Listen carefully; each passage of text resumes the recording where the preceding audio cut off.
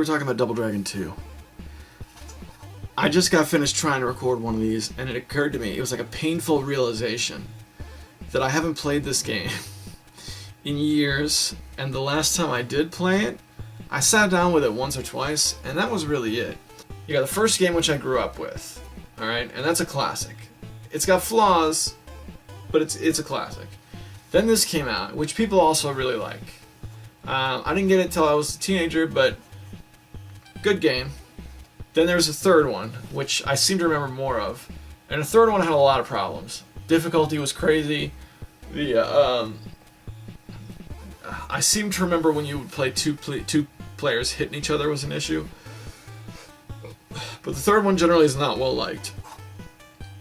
Technologically speaking, I remember this game making a lot of improvements over the original Double Dragon. Right? So there wasn't the first person, or not first person, there wasn't the one-on-one fighting game like the Mortal Kombat kind of mode that the first game had. But you did have simultaneous play. And suddenly Jimmy and Billy Lee were on the same side, I guess? And you didn't have to do the hearts either, right? The first game had that heart system where you had to hit a lot of people and get techniques, and that was really how it worked. Alright, I put this in the machine like maybe 3 years ago. And I sat down with the NES Advantage. See, at that time, I had a little CRT set up like this, CRT. And then I had a bar stool in front of it. Then I had like a folding chair in front of that. So on the bar stool sat the Advantage, and because it was sitting on a tabletop, it was like a prime setup.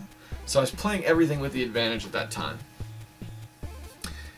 And on top of that, my like standardized Nintendo controllers that everybody's familiar with, I had those, but they were like put away. I had like a big ball of like maybe 5 of them, and 3 of those 5 were bad. Like one of the buttons didn't work well, or something in such a way that you didn't want to use them. So rather than go test all those controllers, I would just play with the Advantage. So this game in particular was the one that drew the line for me about how some games are great with the Advantage, some games are terrible with the Advantage. Tried to play through this. Got as far as some sort of boss that's shaped like a tank. And I remember, I don't even think I died. I think I beat that boss. And I just had this moment where I was just like, I turned the power off. You ever do that? You ever just like, in the middle of a game, just hit that power button? Just all the fun just drains out. It's weird. This game is remembered better than Double Dragon 3. It is. I gotta play it again because I'm sure I'm not doing it justice. But that's Double Dragon 2.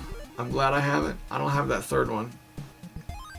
NES games are expensive. They're an expensive endeavor for collectors, even loose carts. So maybe one day I'll get around to getting it. But I think I would prefer Renegade and some of the other Technos Japan games rather than moving forward with the Double Dragon series. But a lot of people dig it. There's a lot to like. I like the arcade game. I played the I got a hold of the Double Dragon trilogy on Steam.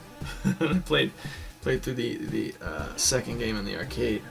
That's when like guns started showing up, people with machine guns and stuff, which felt really out of character for the series. It's Double Dragon, right? It's supposed to be like,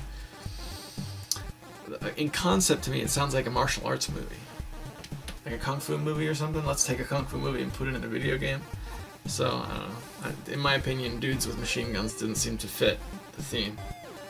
But let's see. So next week, I'm going to be talking about some of the first RPGs I ever played in life. Thanks for watching.